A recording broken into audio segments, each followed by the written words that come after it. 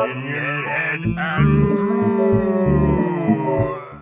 It's Onion Hey Andrew. I'm here with Gregory Garber, and recently he had a podcast on the Imagination podcast, and I thought it was very beneficial for this channel to go over some of the information he was talking about as far as his international travels, being a targeted survivor. And this channel already knows a lot about what that entails, the brain to computer interfacing, neural weapons, the apparatus that does these things to people. So we can go over a little bit of that as much as you want to. Just give a quick intro of whatever you want, Greg, and that's fine. Of yourself, your experiences. Okay. Yeah, sure. Well, my name is Gregory Garber. I'm 50 years old. I'm in Texas currently. I've lived all over the place, all over the United States and internationally. My life has been challenging, but I'm so grateful for what I've learned and how I can share what I've learned with other people. I try to share things in a relatable manner and language that people can really understand and resonate with. And I try to stay away from a lot of jargon, things like that. Yeah. So the average Joe or Jonah, can understand. Joanna can understand it. Well, not to make this too religious, but that's literally why Jesus taught in parables. Right. Yeah, that was the whole thing with it. That's why everything's a farm metaphor with him, or a fishing metaphor. Right. Yeah, those were the people he was dealing with. Yeah, or like the whole shepherds metaphors, and Yeah, all these biblical metaphors that people can relate to, or used to be able to relate to. Now we need updated metaphors for the 21st century, maybe. a big way they keep us insulated, the survivors of the neural weapons and whatnot, is by that terminology. The gang stalking, that's not a real term. That's not a real thing. That's total CIA or whatever, DIA, whoever did it. All of them. It's counterintelligence operations. They've been going on since World War I, since James Bond was being written about, right? And even before that, the Catholics were doing it, the Jesuits and whatnot, but they didn't have the term counterintelligence. Right. And then like the remote neural monitoring, that's brain to computer interface. Like there's a scientific way to say it that like the industry is talking about, and then there's the way that this quote targeted individual community talks about it. Right. And what do we know about that? By the way, it's 1 to 15. Like one real person for 14 fakers. And is it that many? I don't know. That was just a guess. Yeah, but it is that bad. I mean, it's close to that bad. I wouldn't know exactly, but you go on Twitter, and what you do, if anyone's ever in this situation, is if you have suspicions about people, put them on notifications for you, like a bell or something, whatever the Twitter one is. And then you can watch their posts over time. And then when you get enough evidence, what you'll see is that like they're trying to pigeonhole a narrative. Right.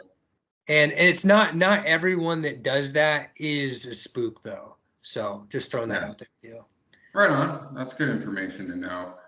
Yeah, it's like when I first connected with the targeting program, I connected with went to one of the live phone conversations, group conversations with Michael Parsons. Mm-hmm. And it was my second one, and I got run off from the group conversation. Likely he put on somebody else, and I started my dual PhDs and concurrent PhDs in clinical psychology and neuroscience, and I got run off being a targeted individual. They made sure I did not finish my doctorates. Oh, okay. But I mentioned that, and then the guy speaking in Michael Parsons' thing. Michael Parsons like, everything this guy says is gold. You can't challenge anything he says, which is a big red flag right there. Yeah. And then the guy came on and he just made this blanket statement about all clinical psychologists and all anybody affiliated with. It's like, dude. That's when you have that black and white thinking and stuff. Anyways. I got run out from the targeted community when I reached out and was trying to connect. This was probably about May of 2024. Okay. And so fairly recent. Mm-hmm. Yeah, but it's whenever anybody's using sort of that black and white language, Yeah. us versus them, me Yeah. versus you, and just like immediately, if you are guilty by association, you're not in. Like, no, dude, you have to evaluate every single person and Yeah. every single case individually. There is no, yeah. Anyways, Yeah. No. I totally agree with you. And for me, the main thing that I'm trying to do with the podcast and talking to other people is help people. yeah. So why would I eliminate people from the conversation? That doesn't make any I sense. know, and I had so many profound things to share, and I was in a complete moment of desperation. I was under Mhm. my parents' grips at the time, and they were keeping me down, and I really needed a lot of help and support. And they likely either reached out to Michael Parsons or this other guy who came on, and paid them to betray me and have this whole room turn against me, where I Well, was and it left a very bad taste in my mouth. so that's how those, I don't know about the Michael Parsons group. So Michael Parsons, don't threaten to sue me. That's what a lot of people will do in this community when you Yeah, kind of corner them or whatever. I'm not saying Michael Parsons is one of them or not. All right. right. This is Gregory's experiences, but I've been threatened to be sued twice by the biggest organization inside of this community, right? The Mhm. one that's like, we fight for targeted people. Right, We've right, right, got lawsuits. Those right, right. people have threatened to sue me twice now.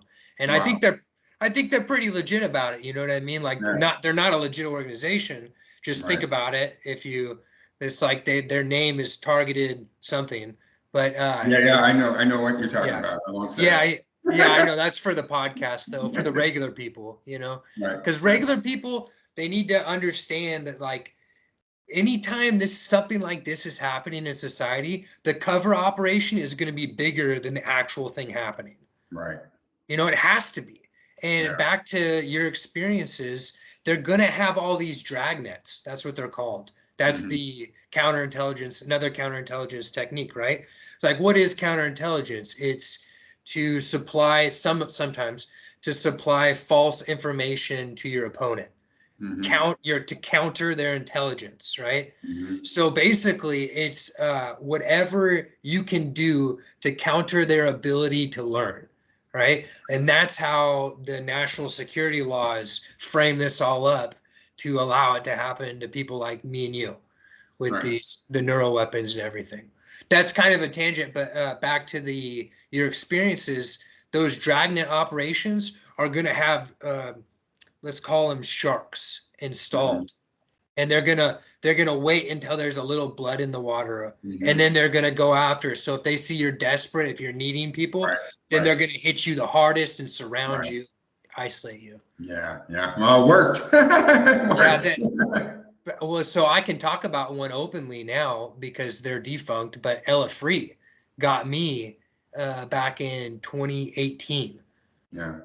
So I know that was all. I've been knowingly overtly targeted, I guess would be the right Mhm. way to say it, Right. since 2017. Yeah. Been actively targeted since 2015. And I was born into one of those freaky, feeder families. Right. Like, I don't know how else to say it, but there was a person in my family who found children for other people to have sex with, and they did also.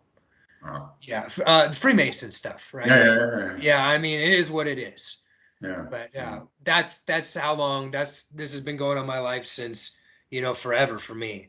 And Yeah. I just, you just don't realize it, right? Yeah.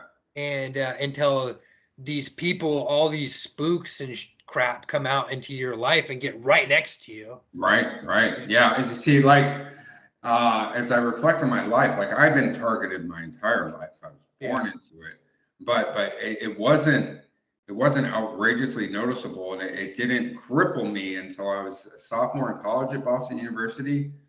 And that's where I developed extreme social anxiety on the border of like paranoia and discomfort. They were doing huge psyops with me. I was walking down the streets of Boston. It was just like this intense discomfort while they were hitting me with these, directed energy weapons and doing all these psyops with me. And of course, I was completely oblivious. This was 1993.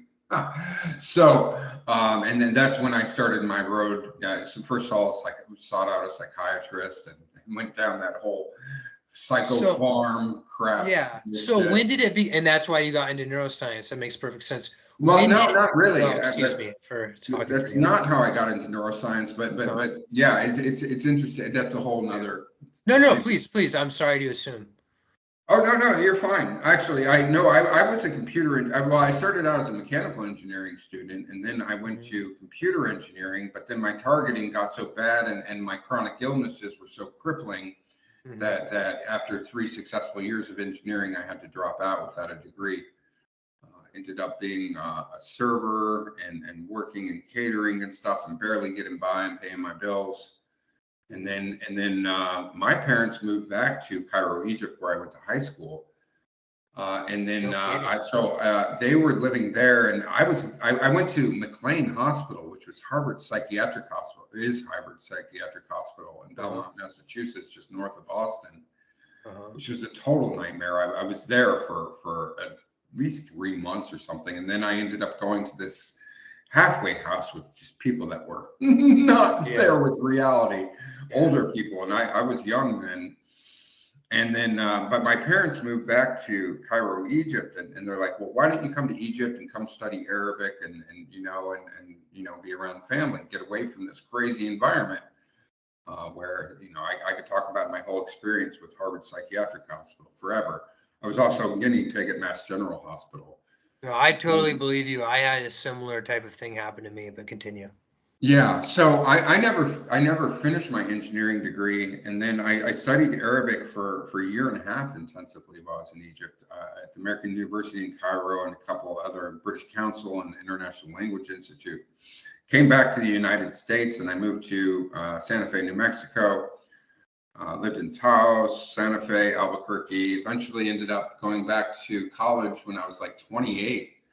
Got a Pell Grant and took out student loans for my living expenses because I was really interested in cross-cultural psychology, sort of understanding how human thought and behavior is different across cultures. That was my drive to get back into the university system.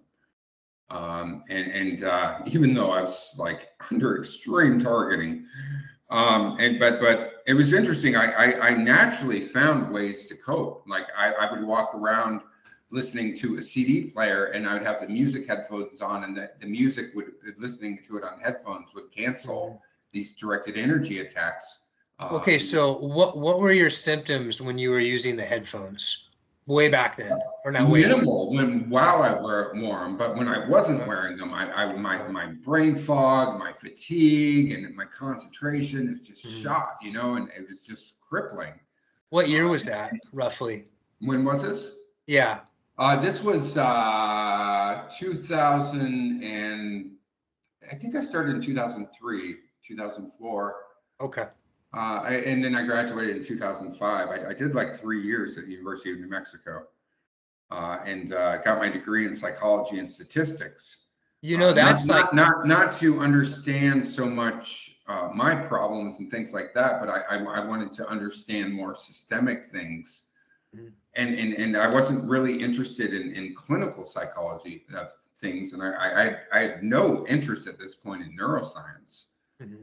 And then but then I got involved in research, first I found out that cross-cultural psychology has no research grants and there is no funding for it. So you really can't be a cross-cultural psychologist. It's just not viable financially.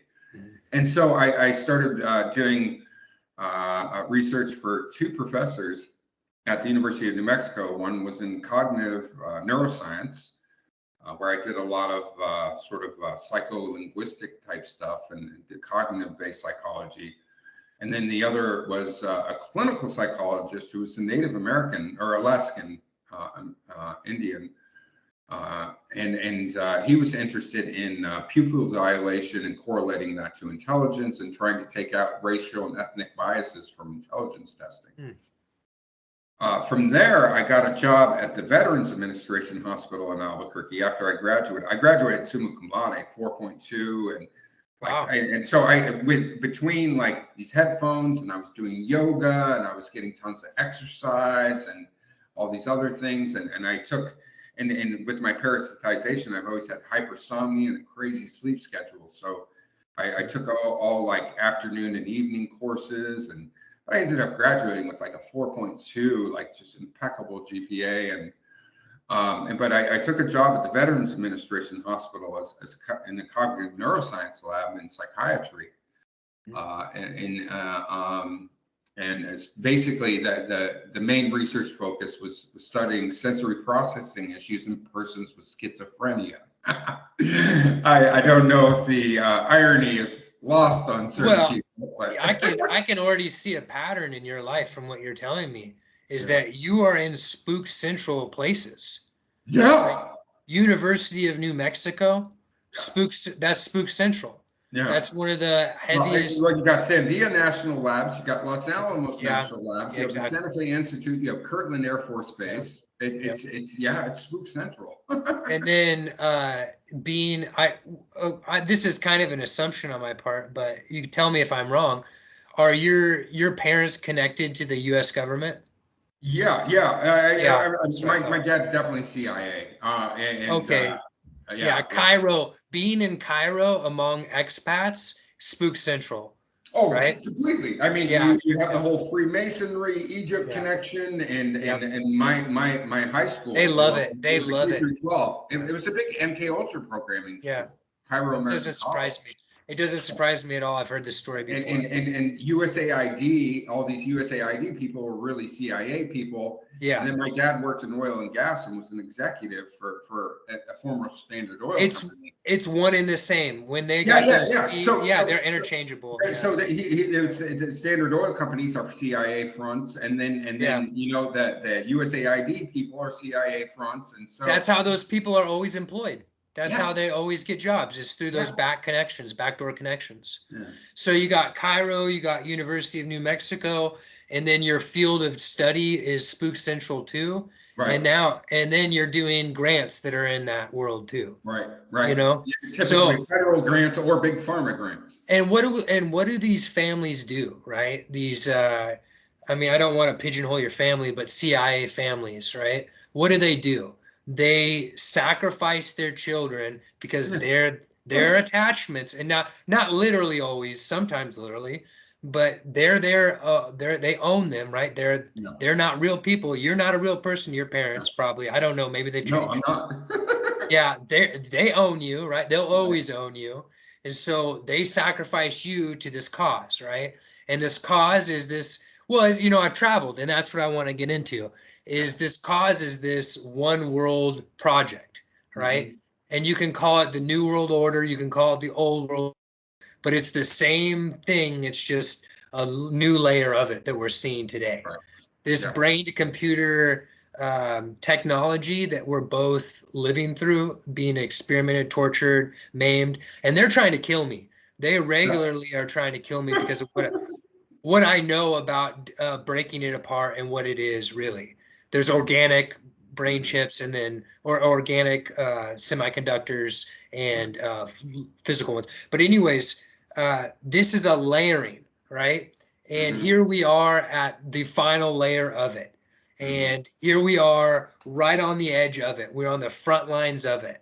And if we just had more public support, we could stop this right in its tracks, right? But we've got nothing. We've got almost nothing. The cops, anybody in the security apparatus, they'll burn us for a nickel in their pocket. Oh, yeah, and they always they've created an era of economic desperation and division and stuff where people are so easily manipulated. Hey, here's a gift card for however much money. Well, and the security apparatus people, they go before they come here to target people, the human trafficking contractors.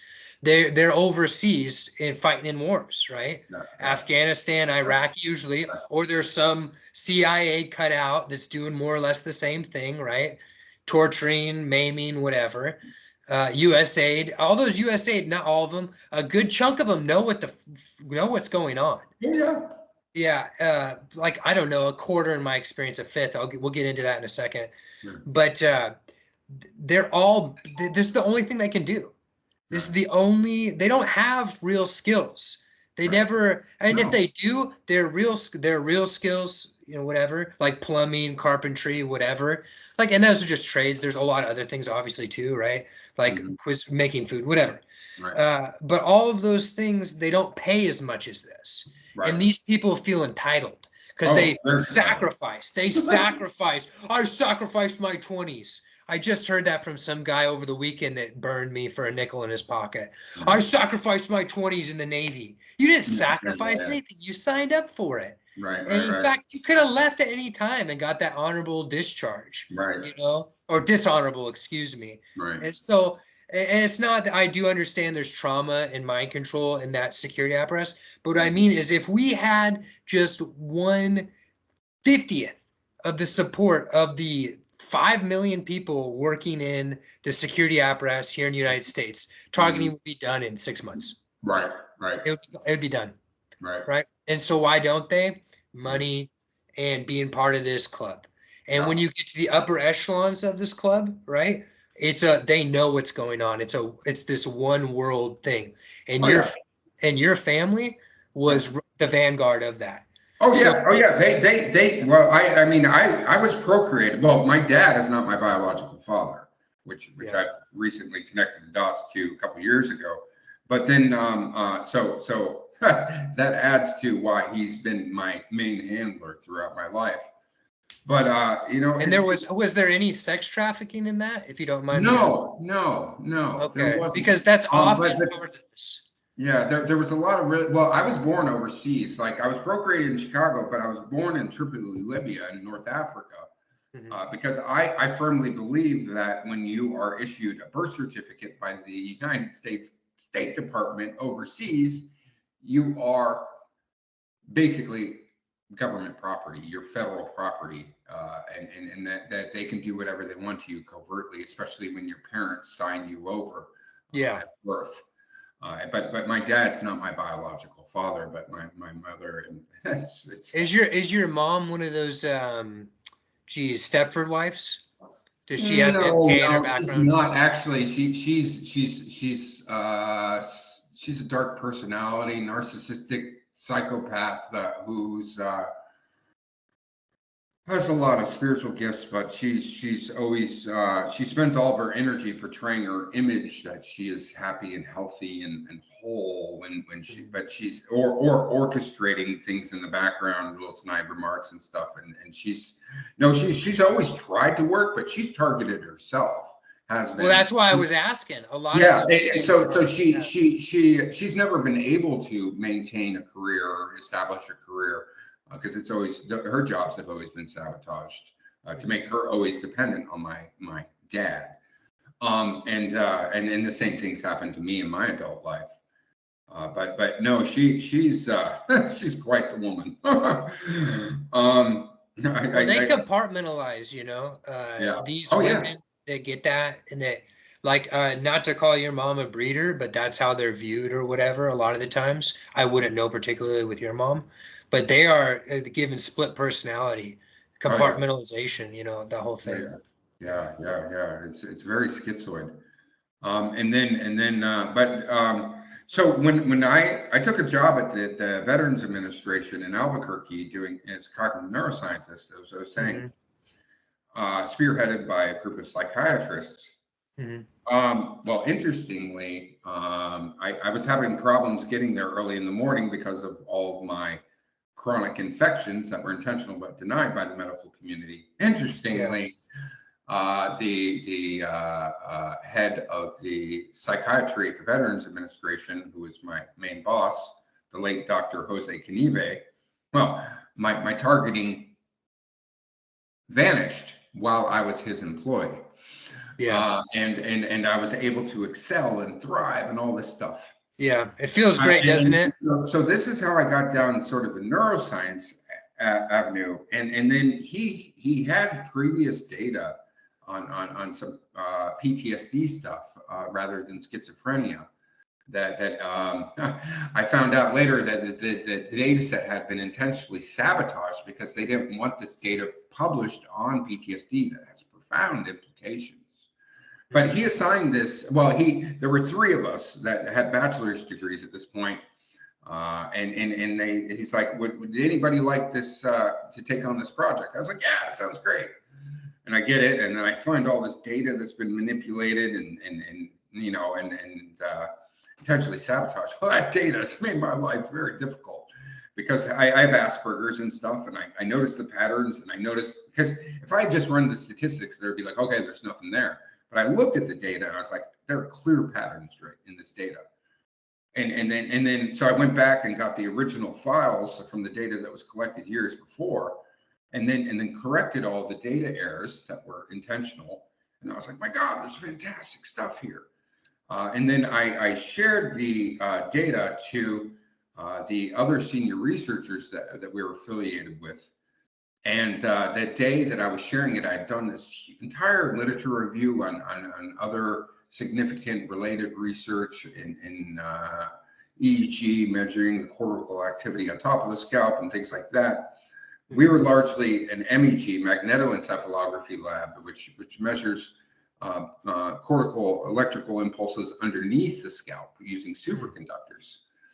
But we also did EEG and structural MRI, magnetic resonance imaging. So I went to present this data and my findings, the true findings. And at this point, I hadn't thought, like, why would they intentionally sabotage quality science? You know, that costs a lot of money to get. Neuroimaging is expensive, you know. And so I'm sharing the data, but I'm just getting hit with intense brain fog. I can't think. I can't, people are asking me questions. I can't respond really. I'm just like, and I had no idea at the time. This was in 2006 or 2007, probably 2006, I think. The second in charge is obviously New World Order guy who was not happy that I found the errors that he had orchestrated years before to make sure that data never surfaced. Yeah. And so he upped my targeting and upped my abuse. And then I was applying to graduate programs for doctoral programs across the country. I applied to like 12, interviewed all over the country. Well, basically, now that I reflect, he orchestrated that I would decline the position at the University of New Mexico, which my boss was going to pay for, and instead take a position at the University of Colorado Boulder, which is another. Yeah. Or that's So I ended up at the University of Colorado Boulder, where I never had a chance. I would say all the faculty were targeting me, and some of the students as well, other graduate students, and it was a real nightmare. Roommates. Yeah, you were probably. It was all largely because of this data, and so when I was no longer working for my old boss in Albuquerque, well, then he took away my relief from the targeting program and the intentional parasitization of chronic illnesses, and my life became hell. And then they basically forced me into Adderall addiction, and then whole slippery slope of how that went. But okay, anyway, so no, this is a good segue for you and for any other targeted person that's listening to what you were just saying about your parasitosis and whatnot. How that's facilitated since 1980 something. I don't know the year. I wouldn't know. I'm not part of this. It goes back to about 1970, intentional parasitosis. Well, this weapon system particularly that I'm going to talk about here. Please. I met a man who told me specifically that this is real. And I'm not going to share his name because he's reformed. You barely meet these people, right? A reformed deep state person. That's right. They're not a dime a dozen. It's quite the opposite. But anyways, he was parallel to Men in Black. All right. He was abducted as a child by NSA people, and they did all the MK stuff imaginable to him. Anyways, he was part of the early installation of these weapon systems. What they're doing and what they've been doing since sometime in the late 80s is they've been using the same system for weather modification in targeting people.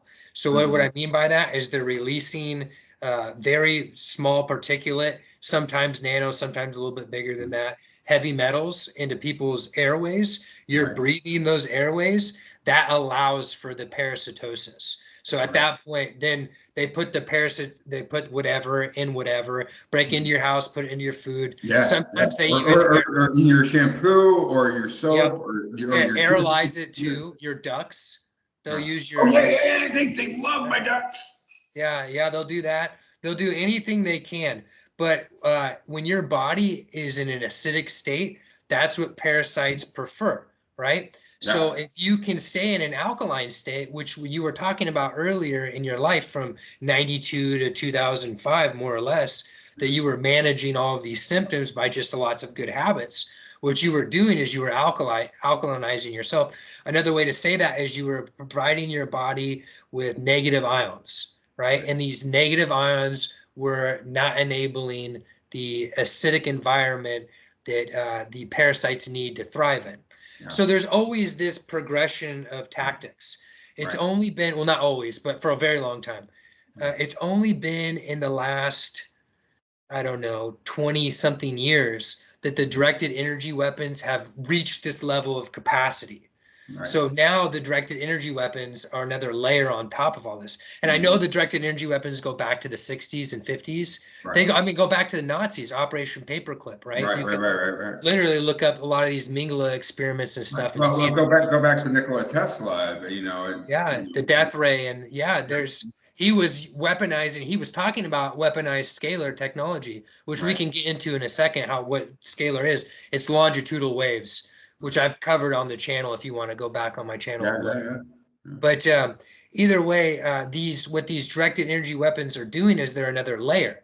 So what's been happening to people targeted by the deep state for the last 50 years, give or take 10 years, is now since COVID, or as accelerated since COVID, is happening to the public, right? And the targeted individuals or survivors are the data ledgers to program the AI to take the public's passive targeting into active levels that me and you are experiencing. And what does that mean? It means chronic inflammation. It means disease. It means if we don't manage this on a day-to-day, sometimes moment to moment, we cannot function, right?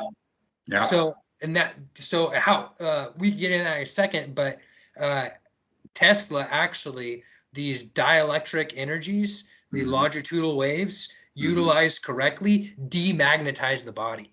That is the solution. So this is also why these people are trying to kill me, right? Because I figured this out a few years ago with food, and with food, it's alkalinity. That's how people usually figure this out first. When you're eating alkaline foods, you're demagnetizing your body. That's really what you're doing. Right. And when you figure out how to make machines that do that, like spinning copper, all you literally have to do is radially spin copper, and it creates a dielectric longitudinal sphere around you. Some would call that a bubble. Inside that bubble, it's passively demagnetizing you. Yeah, it's literally, the solutions are endless. God is great. So you just get like a copper pipe and spin it around you? Or? The more copper you can get, the more I'm wearing a copper bracelet here with magnets. Okay. It's because copper more or less is tuned to neutral, right? So this goes into ether physics, right? Which I don't know if you really want to get into that right now, maybe a different time. But basically, the plane of inertia is neutral, right? So in the acidic, is positive, in the dielectric is negative. and water, copper, gold, silver, and a bunch of other things, right, that we use as conductors mostly, are tuned to neutral. Right. So when we're oscillating, right, our day-to-day life should be tight oscillations, if this makes sense, right? This is just a layman's explanation. Sure, this is great. Yeah. When we get sick or chronically inflamed, we go up into the magnetic, and we only dip down a little bit into the alkaline or the dielectric or the stable, right? Because dielectricity is stability, or alkaline is stability, and acidic is instability, right? So like another way to say this would be cold is dielectric, is again alkaline. Hot, relatively speaking, hot, and just because it's relatively speaking, hot would be more magnetic, right? And what do we see with hot compounds? The separation of them. Right. So we're literally looking at instability. So more or less what's going on to every targeted person, and beyond that, the general population right now, is they are being burned from the inside out with this confluence of weapon systems. Right. And this is happening to everybody. Even the spooks, everybody. You are being separated from the inside out. So what do you need to do? You need to concentrate, compress. It's another way. So here's a thing you can do being targeted actively. When your head's pounding, all right, first of all, I know most people don't like hearing this, but shave your head. The hair is a facilitator of static electricity. If we weren't being targeted, that would be a good thing. It would help facilitate those oscillations. But since we're being targeted, we don't want that extra electricity. But do whatever you're going to do. I don't think one way or the other is particularly, it's for you to figure out, right? But you compress. That's why I'm wearing this hat right now. The compression increases blood flow, increases the negative ion formation, or the mating of positive ions in your bloodstream.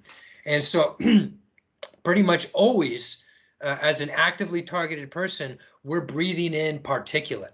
That's what they're doing. This is why I brought this up originally, is they're releasing these aerosolized particulate in our near environment. And if you're being overtly targeted, there is a human trafficking contractor team near you. Always. Yes, exactly. Okay, good. You know that. A lot of people are like, oh, like I could never, there's not my neighbors. It's like, no, it's not all your neighbors, but there are people in your environment. Right. This is the biggest job programs like we were talking about earlier. So you're breathing this in, it's more or less being pressed from your GI and your respiratory tract to the outside of your body through your lymph nodes. It's getting trapped underneath your skin, and then you're picking up other parasites in your environment. So it's making you extra acidic on top of that, extra chronically inflamed. And then those trapped particulates are being vibrated. Right. And that's what's causing this separation.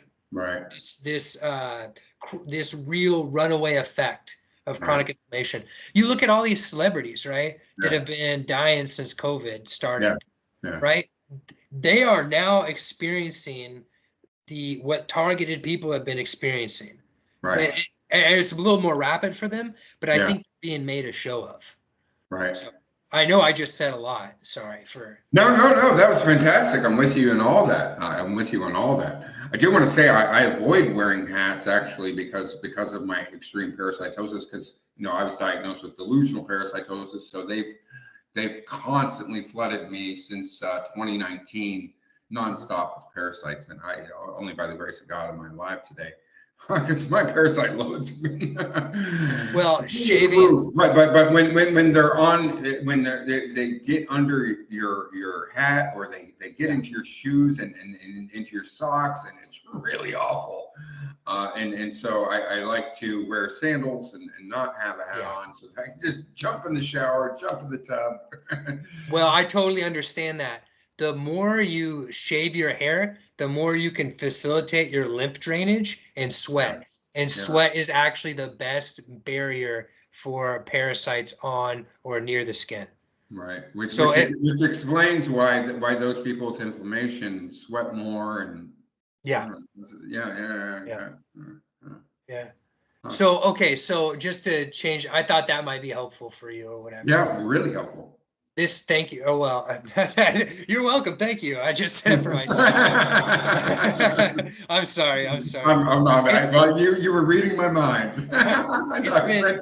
dude, it has taken a trial of gauntlets to get that information. Oh, You I'm know, sure. I'm yeah, sure. No, but I know they're using like drones and stuff to drop worms on me and stuff, and like, yeah. you know, Well, it's anything they can do to make you more acidic, to right, make you more magnetized, right, they're right. going to do, because Yeah, that's where they get the advanced when outcomes. I use those pH strips that you put on like your tongue or whatever, it's like my acidities are like scary low. You know, it's like Okay, well, this is just a general relative, because every system in your, I'm glad you brought this up.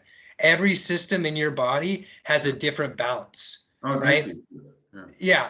And it's just generally talking, right? We're just yeah, generally what acidic means is there's extra available, how was hydrogen ions? Basically things that can carry a charge. right. I can't remember exactly how I wish I could remember. I just been a while since I looked it up. But generally speaking, the better way to say it would be magnetizable, right? Okay, So don't get caught up too much on the acid alkaline. That's right, just one way to view it through food.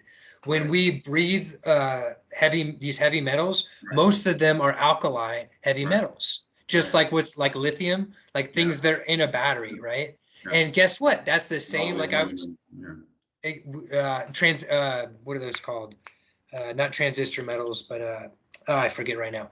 But metals that hold a variable charge. That's what they are. But when we're breathing that, a lot of that time, those are alkali, because if you look at the periodic table of elements, over Mm-hmm. here, they have one electron. That's Mm-hmm. not, particle theory is not right, but either way, we can talk about it through particle theory. Right. One electron in their outer shell, or one layer. So like one in the first row, 2, 4, 8, 16. Right. You Right. remember how the periodic Right. Right. table? Right. Right. Yeah. Yeah. Yeah. And then over here, there's a full valence shell. Yeah. So they're not going to and by the way, over here, the noble gases, Mm-hmm. just to the left of them, as you see it right Mm-hmm. now, Mm-hmm. that's our life. That's what Mm-hmm. gives us life. And all the Mm-hmm. fruit and Mm-hmm. everything we eat and consume is just to the left of noble gases, almost a full valence shell, like Huh. chlorophyll and all of that. Huh. Uh, but over here, what we're getting sprayed with, in whether you're targeted Mm-hmm. actively or passively, like Mm-hmm. lithium, beryllium, Mm-hmm. strontium, all those things, Mm-hmm. the valence shell is almost completely empty. So Right. that just like a regular battery, so that like a double A or something, so Mm-hmm. that it can pick up charge, hold Mm-hmm. it, and dispense it. That's Mm-hmm. what's going on in your body. That's what's going on in everybody's body. Mm-hmm. So literally, you can explain this, what's going on right now, the depopulation, because that's what we're talking about. Yeah, it is. Yeah, with using the periodic table of elements. Yeah. In fact, I'm curious. Did you watch Terrence Howard's thing on Rogan? I watched a little bit of it, Yeah. but I think, dude, there's so many spooks. But what were you gonna say? I don't know. It's fascinating. It's interesting. There's so many rabbit holes to go down. You know that it's like it's. I don't know, man. I'm so exhausted figuring things out. You know, I know, I dude. figured out long-standing systemic racism, and that most chronic illnesses and mental illnesses have parasitic etiologies, and Yeah, you know I was able to translate that into language and relatable terms yeah. that the average American or person, citizen of the world can relate to and understand. And so that I was like, you I know, think I think that's the most important factor of intelligence in macro, like yeah, across society, is parasitosis. yeah, yeah, Yeah, it's got to be, you know? yeah. Yeah. Okay, so uh, again, sorry for bombing you with all that information. No, thank you. You're welcome. But if again, and if we want to have another conversation, at a different point, or just even off air, and you want to ask me questions, I help people all the time in our situation, but also I try to help regular people too, because regular people are going through this. You see those white fibrous clots? Oh yeah. Yeah, that's the polymer of the nanomachinery that's in the chemtrails, but also the food supply growing in people. Right. And that's why I brought up the whole magnetizable, because the preconditions for that nanomachinery is the same as a parasite. They have made an artificial parasite. And if you look up the last 25 years of Morgellons research, Oh, I've documented them with a microscope. I've documented these. Unfortunately, but after I did, my home was broken into, my laptop and data were all stolen and stuff. But yeah, I've documented all these nanoparasites. It's 100% provable. We are Oh so yeah, past the completely. point. It's so easily Yeah, provable. we are so past the point of speculation. Oh yeah, The issue again is that we don't have any cover. If yeah. I had just a smidgen of cover from the security apparatus, you know what I mean? If we had some public cover, not, just out in the open, that this is going on, it would be over, and Right, the right, world right. would start healing. And that's what I've been trying to do is to frame things in a language that people can relate to and say, hey, this is impacting you too. Time to wake up. And I think, thank God for COVID in a way, because it's waking the world up, saying, whoa, things aren't right, Okay, well, hey, put a button on that. I guess that's the phrase. I can't remember, but I do want to talk about that and Revelations in a second, because it seems like there's like somebody's playing this book out. But okay, this is what I think would be this. People always want to know who done it, right? The regular person wants to know this more than anything. Who's doing this? Why they're doing it? How they're doing it. I don't think it's, once you understand, I don't think it's that relevant, to be honest. I think because you figure out yourself how to beat it, and then it's like, why do I bother with it? Well, deeming this enemy when the enemy is within, like I'm trying to make myself righteous and I will overcome these things. But either way, you have personal experience with who done it, how they're doing it, and why they're doing it. Now, on the Imagination podcast, you were talking about your international travels. I have some international travels too. And when you are targeted for experimentation, they pretty much view you as chattel slave, right?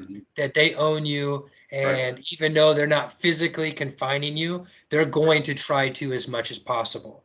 Yeah, so you have invisible walls around you all the time. Exactly. Limitations and, always someone plotting something to keep you somewhere, something like that, or to move you on, whichever. When you are internationally traveling, right, you break through the surface layer of this. The surface layer of this here in the United States and Canada, it's pretty much the same, is that the human traffickers are working through federal grants that are being hidden under national security, right? So the whole thing, like the people that are doing this know that's it's not about national security, but the people that monitor them know that, but the people peripheral to them do not know that, and even the people inside the human traffickers, for example, don't know how far it goes. So how far does it go, Greg? How far does it go? Yeah, it goes to every corner of the globe. I mean, this is happening in pretty much every country. I mean, some maybe there's some real remote spots in the world where you can avoid targeting. And no, it's everywhere, man. I've been intentionally made sick in tons of different countries by the CCP, the Chinese government, by Mossad agents, by CIA agents in various countries, by corporate entities. Have you seen them work together? Have you seen the CCP and the Russians and the Israelis work together in operations? No, I haven't, but that doesn't mean it's not happening. But like when I taught English in China in 2005 for a couple of months, and then I traveled down the Silk Road taking the trains, backpacking with a friend, an American friend. Sounds awesome. British citizen. But before that, when I was teaching English in Hunan and Changsha, which is the capital of the Hunan province. I was intentionally parasitized by the CCP, where they fed me a meal that was loaded full of parasites, whole fish heads, cartilage, all this other stuff. And this is when all my gastrointestinal issues and stuff became so extreme, and my it's just real bad. Before, it was basically limited to neurological issues and skin issues. Now it was my entire body was just flooded with parasites after that meal in China. And then once I was traveling down the Silk Road, taking backpacking, taking cheap trains and stuff. Hold on a second. Was that a dinner with a bureaucrat? No, it was no, with Christians, Chinese Christians. Gotcha. There was I was the person who coordinated our English group and was paying us our salaries and providing us our housing was an American missionary in China. And so we went on a weekend trip hiking and stuff with Christian Chinese, where it was really all just a government front, and it was all bullshit. And the real then, Christians, when we after spending 2 days out in the country, which was really beautiful and lots of fun, I really enjoyed it. We went back into Changsha, the capital of the Hunan province, and had a meal with these Christian Chinese and this Christian missionary, American Christian missionary and stuff, and there were a few of us who taught English, and that's where I was parasitized. They also tried to test my morality and my ethics, because I was teaching 13-year-olds English, and one of my students, this young girl, a 13-year-old girl, she came up after my first day I taught, and she's like, "Would you like to go play ping pong or something?" I was like, "Sure, yeah, whatever, let's go play ping pong." It was during the summer. Yeah. And then, but the entire time she was trying to test whether or not I was like a pedophile or something, and like trying to lure me. And it was all this whole government setup where I think the Chinese wanted me to commit some egregious crime so that they could now own me rather than when they are in fact the pedophiles. This is how this works. Yeah. When I was in Panama, a similar operation was attempted to be ran on me with a 15-year-old, 14-year-old streetwalker. A child prostitute, because in Panama, prostitution is legal. Right. Absolutely disgusting, these Israelis that set that up. The Mossad people, bottom of the barrel people. But before that, you were talking about Chinese or Christians or whatnot. Yeah. And I do want to interject here. The Christianity has literally been rewritten by the CCP. I know you know this. This is for the viewer though. They literally rewrote the Bible to be friendly to the CCP. Christians in China are one of the most persecuted groups in the world, and they're one of the most heavily infiltrated with spooks. So it would make the most sense that they would utilize that on you if you were self-identifying as a follower of Jesus Christ. At the time, I wasn't religious, and I was spiritual, but I wasn't religious. But it was I went there just to teach English, and I ended up, just with this American missionary there, and it was kind of by chance. At the time, I did not sort of affiliate myself. I was, like a cultural Christian, but I wasn't a practicing Christian at the time. Mm-hmm.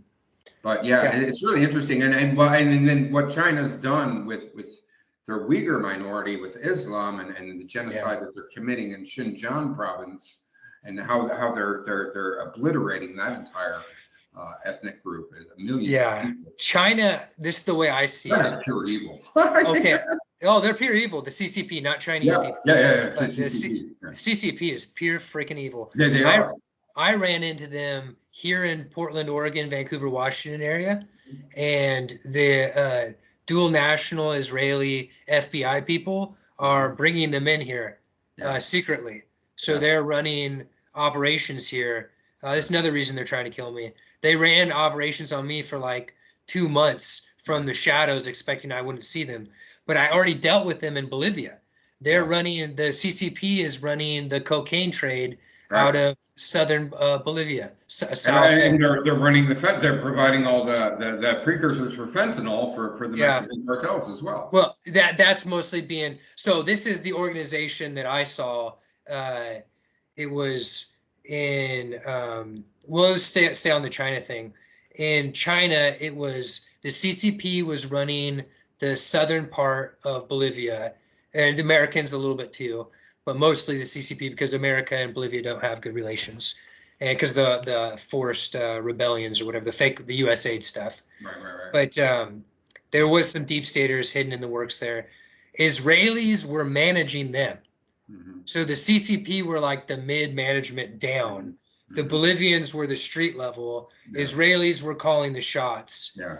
And then a little bit more central in, what's it, Santa Cruz de la Sierra in Bolivia, the Mennonites were the ground and mid level. This is the craziest thing. I think I said the Mennonites, right? They like look like Amish people, but they have a history of crazy sex trafficking. Just Google it. Mennonites, Bolivia, rape. That's all you have to put in and you'll see it. They drug all people's houses at once, and then they'll rape all the women inside it. Yeah, crazy stuff. But they were being ran by Israelis too at the highest level, right? But you didn't see Israelis there in central Bolivia. You only saw them down where the Chinese were running it. And I think it's because the Chinese are the CCP, I should say, excuse me, if you're Chinese, it's not an anti-China thing. Right. Just like this isn't anti-Jewish either. Right, exactly. Thank you. Got nothing to do with Judaism. Right. Israelis are mostly atheist and they're weird crystal people. Yeah, they're secular. Yeah, they hold crystals. They do all that fake. Right. Yeah, but once you really meet them, most people have no idea, because they don't ever meet real Israelis. They meet the Israeli front, which is like the Orthodox front, and it's just not right. The Hasidic Orthodox front. Yeah. So when you go to these areas, what I noticed is that what you'll see is always, and you can see this in two places always, I should say almost always, in the city structure, if you go to their city halls in any one of these places, what you'll see is these badges and these crests and these flags. And they're all of them tie back to European monarchy. Every single time, right? And I don't know, I haven't been to Asia, I'm just talking about the Americas.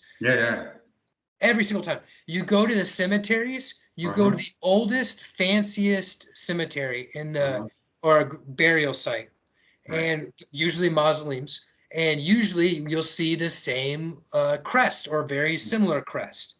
And this is how you can tell who's running the show. It's not, again, we are so far past the point of theory here. Like you just go to any one of these places, even Chicago. Go to Chicago, go to the oldest cemetery, go to the biggest, oldest mausoleum there, and look. And what you'll see is Luciferian symbology, fallen angel symbology all over it, right? Almost always. And you'll see these crests. And then you look at the municipalities and you'll see the same crest. And then you go back into the Holy Roman Empire times, roughly, give or take, and you'll see these same crests, right? So what we're dealing with is we are dealing with the expansion of a system, right? And the Bible, not to be a religious nut here, but the Bible does a great job in explaining it. This is a Babylonian system. And these people only abdicated their authority 160 years ago. And the springtime of nations happened in the 1840s, where all these people, all these royal families in Europe, they said, which were the same family, they're all cousins, right? Think about it. It's obvious, right? It's like if you go to a family reunion, you've got 5, 7, 8 different family names, but it's really the same family. Right. They abdicated their authority, all of them in agreement in 1844 or something, 1842. Almost all of them, and throughout this nobility system, right? And what they were really doing is they were transferring their power into corporations, right? And through these corporations, they rule the governments of today, right? I mean, that's what's going on. It's totally what's going on. Look at like Tavistock, for example, the Tavistock Corporation. Right? Tavistock research all ended up becoming CIA, U.S. military, British Empire. It all went into all these military efforts into what we see today as Palantir, right? Mhm. Palantir is the holder of all of this dark, secret technology basis that's building this kill grid, this Mhm. depopulation that we're going through, right? Mhm. So, and what is Palantir? Palantir is a cutout of a cutout of a cutout, Right. right? So we're looking at corporations. And so this is how these people have protected themselves from the public. Right. They have built layer after layer after layer of protection. But Right. when you go to the graveyards Yeah. until they tear them all down, and if Yeah. they're successful in their efforts, I don't think they will be. They will tear these burials down, these Yeah. grave sites, because it shows clearly who these people are. Right. And when Right. you go to the municipalities and you see these statues and these flags and these crests, you can see they came here, they create their colonies, right? Right. And they use their, here in the United States and the Yeah. Americas more general, they use Freemasonry as a front to do so. You Right. know, Right. I guess not a front, that's not the right word, but the secret backdoor Right. organization to Right. facilitate it, Right. right? But these are fiefdoms. Yeah. So United States of America is, this is the general theory. I think this is beyond theory. Again, I think I can prove it beyond, but United States is like 1,000 of these fiefdoms Mhm. where each one has got a direct tie to somewhere in the old world. Right. So from Italy, Switzerland, southern Germany, radius out. Exactly. Exactly. That whole Bavaria, Yeah, Rhineland area, yeah. and Swiss Alps and northern Italy. Yes. Yes, Yes. Yes. exactly, exactly, 100%, 100%. So as targeted people, why are we dealing with CCP? Because the CCP was installed by them. What, you know, like what do you think Ho Chi Minh was? Right. You know, or Chiang Kai-shek for that matter. You know, You mean Mao two. Zedong, not Ho Chi Oh Minh. yeah, Ho Chi Minh was one of them too. But Ho Chi yeah, Minh was Vietnam. yeah. But he was a Mao fake Zedong. revolutionary. Yeah, yeah, Yeah, just like Mao Zedong. But yeah. Mao Zedong and Chiang Kai-shek were the left wing and the right wing of Right. this bird, Right. right? You know, Right. and this bird is the old world monarchs of Right. Europe that Right. trace their cultural ancestry through Egypt and to Samaria. But Yeah. that's a longer conversation. You know, Yeah. that's the Bible picks that up actually. Yeah. Yeah, Yeah. yeah. Yeah. And I know there's something really important about my bloodline, which is why I've gone through so much hell from birth, I believe. Mhm.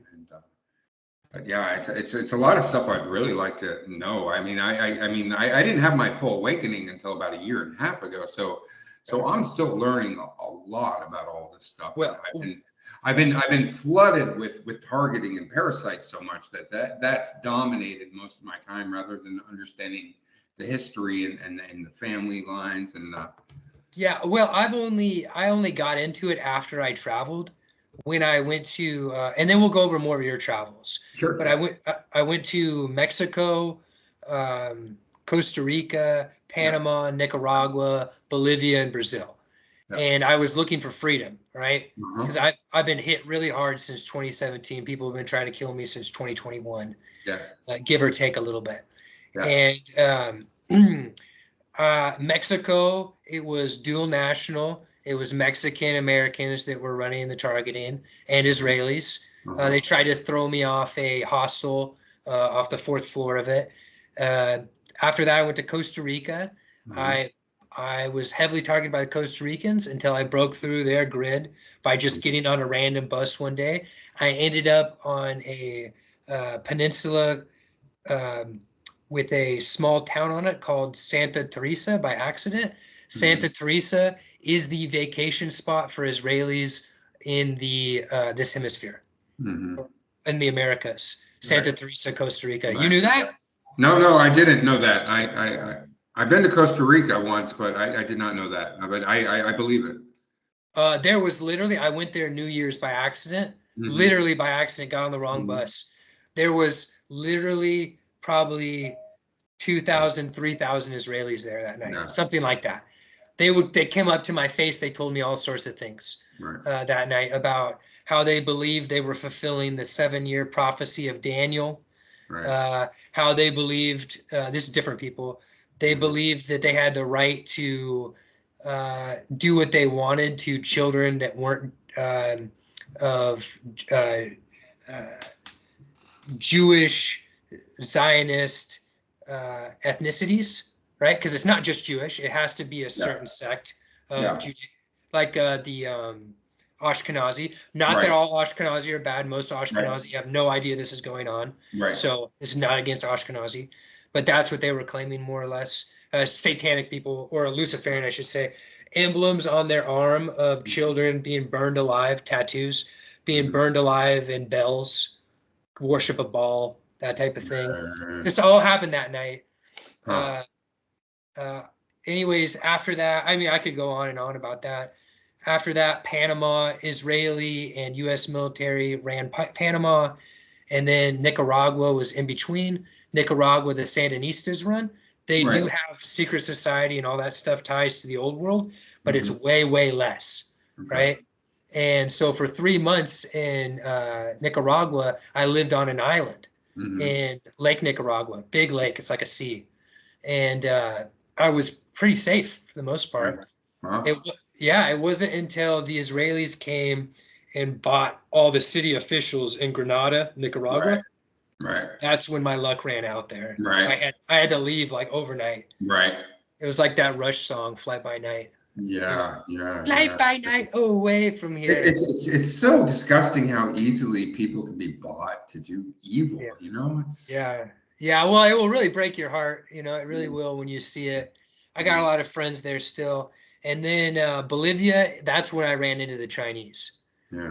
That was the first time I really ran into the Chinese. I saw a few of them hang out in Nicaragua. So in Nicaragua, the Israelis didn't just come.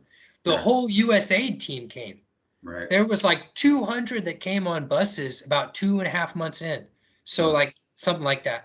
And they were of all nationalities. And they were all working under cover of NGOs. Red Cross being the biggest one. Of course. Humanitarians. Well, and let me say something about that really quick. Red Cross, what is that? That's the same flag as the City of London. That's the same flag as the Vatican. That's the same flag that the Rothschilds associate with. That's not the Rothschilds. That's not the Rothschilds flag that existed before them, way before them. And guess what? In any war, what organization can go on both sides and not get shot at? The Red Cross, right? And war is what? War is the theater, right? So that's how these observers in the Red Cross, that's how they facilitate the theater of war. Right. So anyways, I didn't want to learn any of this crap about how all these things were connected. It's just, I didn't. You know what I wanted to do? I was like yourself. I had a last semester of college. That's right. Semester. I had a 4.0. The one before that, I had I don't know, it was like a 3.5 or something like that. I wanted to be a biologist. I wanted to work on CRISPR-Cas9 systems. That's what I wanted to do before I knew how bad and evil it was. You know? I know. So like, I probably would have become one of these deep state people by accident. You know, just tangent, like a peripherally.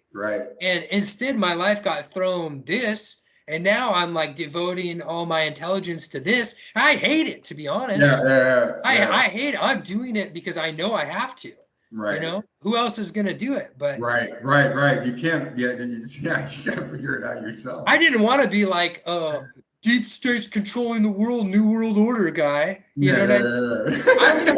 I didn't. I swear, I wouldn't have.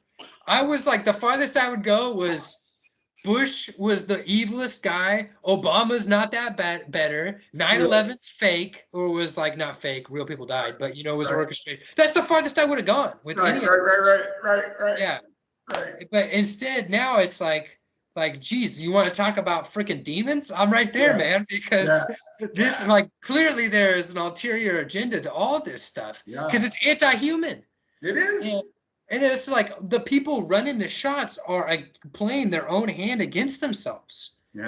And anyways, long story short, there's the global order here.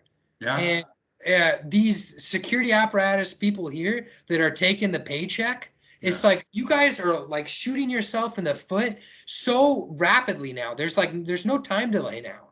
We are like in the period of judgment where Yeah. you are literally going to die of these advanced nanomachinery, directed energy weapons, AI, Yeah. weapon system outcomes, for lack of a better term. Like that's Right. happening right now.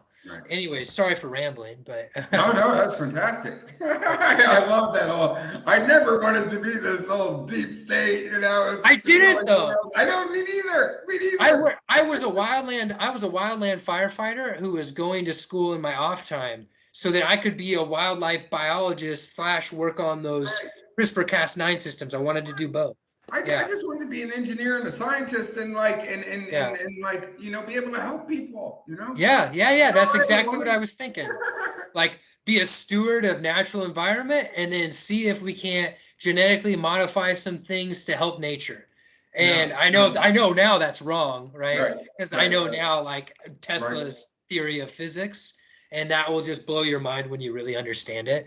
Right. Like how all of these things, nature's provided all these things. We just got to harness the power that's already there. Yeah. But either way, it's just crazy how God will arrange these things in our life. But okay, so I've talked enough about me. Let's get back to your Sure. travels. Sure. Yeah. So I was talking about my 2005 time in China, and then so how the CCP intentionally made me sick and tried to frame me as some sort of like pedophile and stuff, and like, anyways. And then I went and traveled down the Silk Road with an American friend who's now has a British passport. But while we were traveling in far northwestern China, way off the beaten path, like way off the beaten path. This was 2-3 weeks after my CCP run in, and that there are no Western tourists out there in this part of China, especially back definitely not now. Xinjiang is where all the Uyghur minorities are, and that's completely shut off to foreigners now. But anyways, guess who we hung out with and just ran across in this vineyard in the desert in northwestern China? A young military-aged Israeli couple. Yeah. They traveling always under their they European always do that. passports. They always travel under their European passports. Yeah, Not always, but a lot of the yeah, time. yeah, Because a lot of these governments do not like Israelis, right? Because they're yeah, always yeah, like, yeah, what yeah, are they yeah. up to? Oh Yeah, yeah. Everybody keeps yeah, tabs on the Israelis, and yeah. then there was also this in 1999 when I was living in Egypt studying Arabic intensively. I also had a young Israeli couple traveling under their European passports with me, backpacking from one desert oasis to another in the western part of Egypt. Mhm. And it's very difficult for Israelis to travel and visit African continent part of Egypt. They can go to the Sinai Peninsula really easily, which is technically in Asia, but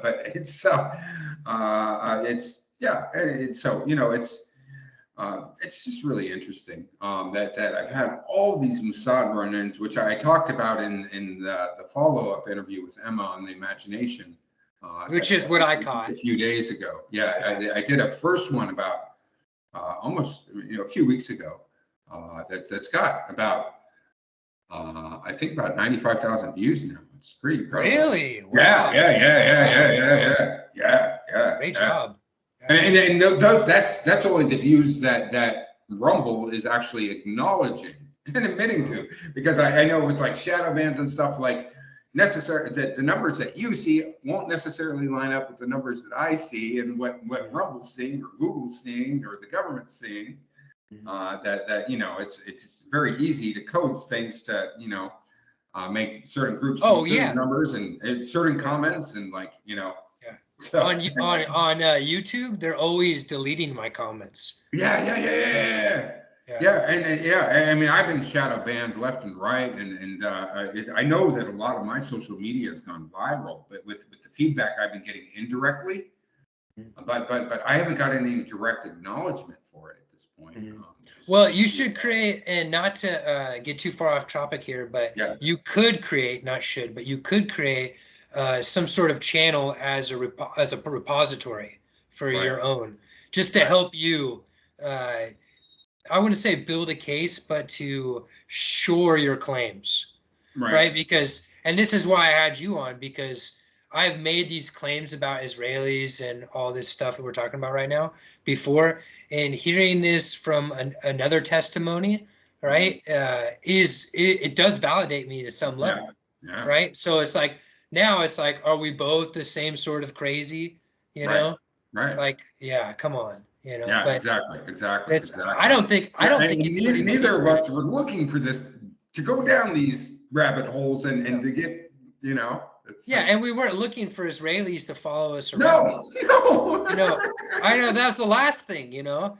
I Yeah, didn't even before traveling, Israelis were like Palestine messed up in my head. That's it. Like yeah, what they're doing in yeah, Palestine is terrible. That's yeah, it.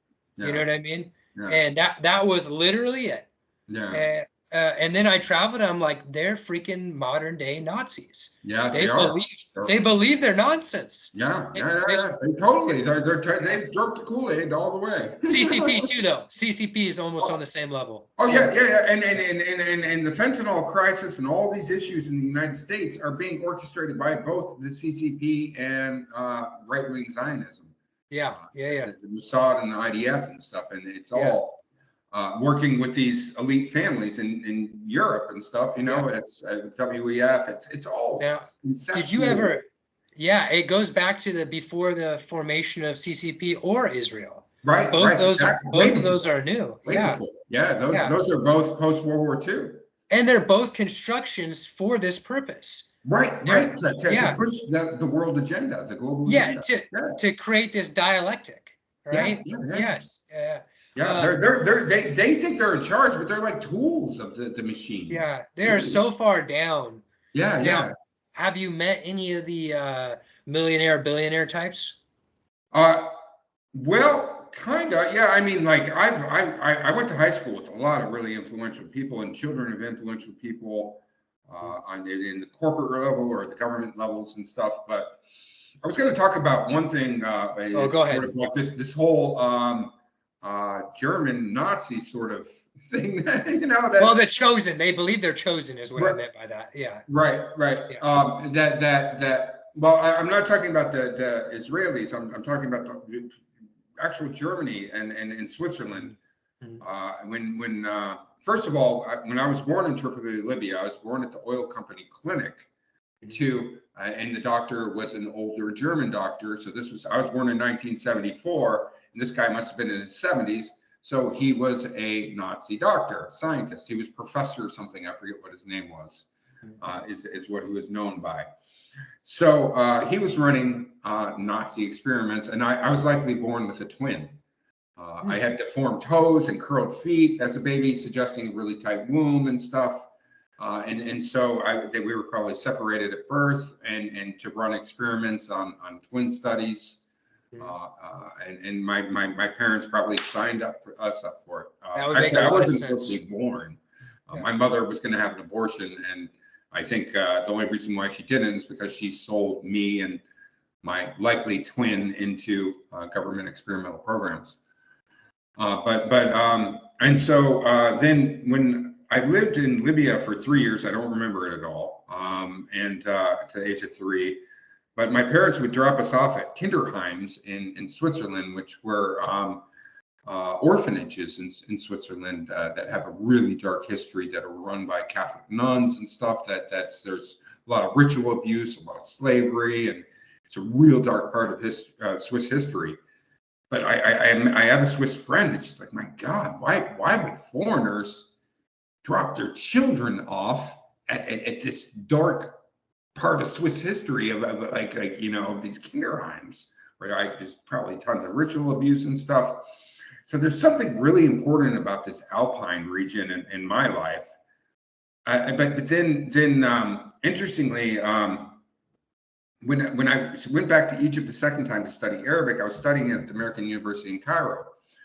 And a good friend of mine then was a German from Bavaria, who he befriended me, and we hung out a lot. well, he was parasitizing me and making me sick intentionally. Now that I reflect on all these things, it was one time we went out to the Sinai Peninsula. My friend Sarah, this guy, and me, and we slept in the middle of the desert overnight because we couldn't get a taxi or a ride into a resort area or a small town or anything at an affordable price. Mm-hmm. So we slept in there overnight. Well, both of them made the point that I was grinding my teeth so much that there was this humming noise coming from my mouth, which is bruxism. Well, bruxism is an adaptive response to parasites in your mouth. So when you're grinding your teeth, right, you're basically protecting yourself in your sleep, and you're grinding up these worms. And so I've connected all these dots later. So why, in the middle of an arid desert, in the Sinai Peninsula, would I have parasitic worms on me if it wasn't for this guy, this Bavarian guy? But in 1 year, I was flying back to the States from Egypt, and each time you fly from the United States, you have to make a pit stop off in Europe. And the airlines don't care if your layover is 4 hours or 4 months. It doesn't matter. So basically, if you want, you can take a free vacation in Europe if you know people, stay with people, and whatever. So I did that, and I saw this guy in Bayreuth, Bavaria, where he was going to university. We went all around Bavaria, drove in his Volkswagen, and went to all these old castles and stuff where he's making me sick this entire time, and I was completely oblivious to it. Mm-hmm. And then we went to cross in through Austria, down into Switzerland to a university, and we saw one of his good friends who was a researcher at Lausanne, which is an elite, prestigious university in Switzerland. Well, they were likely doing experiments on me in my sleep there. Yeah. And so it was all a ploy. It was like, came across as like this great opportunity for this great vacation, but it was really the entire time I was a lab rat. Yeah. And then when we got back to Bavaria, and then I had a friend from high school, and his dad, another New World Order guy, his dad was the when I was in high school was the Pakistani ambassador to Egypt. And at the time, and this time in 1999, he was the ambassador to Germany. Pakistan is one of those countries like China and Israel. Yeah.